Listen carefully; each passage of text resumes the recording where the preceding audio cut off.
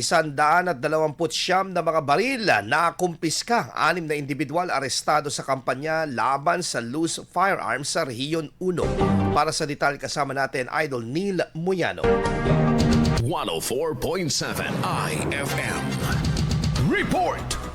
Nakumpiska ang kabuang 179 na loose firearms sa Ilocos Region sa unang linggo ng Marso 2026 sa magkakahiwalay na operasyon ng Police Regional Office 1 habang 6 na individual ang naaresto kaugnay ng kampanya laban sa illegal na baril. Karamihan sa mga baril, 109 sa kabuang pilang ay kusang isinuko ng publiko na nagpapakita ng malakas na suporta sa kampanya ng pulisya. Isinagawa rin ang 6 na operasyon na nagresulta sa pagkakaaresto ng 6 na lumabag sa batas at pagkumpiska ng 5 baril, samantalang 5 baril pa ang nakumpiska sa iba pang hiwalay na operasyon. Dagdag dito, 10 baril ang inilagay sa police custody para sa seguridad na nagdala sa kabuang 129 na baril sa ilalim ng pangangalaga ng otoridad. Binigyang diin naman ng pulisya ang kalagan ng pakikilok ng publiko sa pagpapatibay ng kapayapaan at seguridad sa rehiyon at ang patuloy na voluntaryong pagsuko ng mga baril bilang suporta sa kampanya laban sa loose firearms. Kasama mo mula rito sa FM News Tagupan, ito si Idol Neil Muyano, Tadak IFM.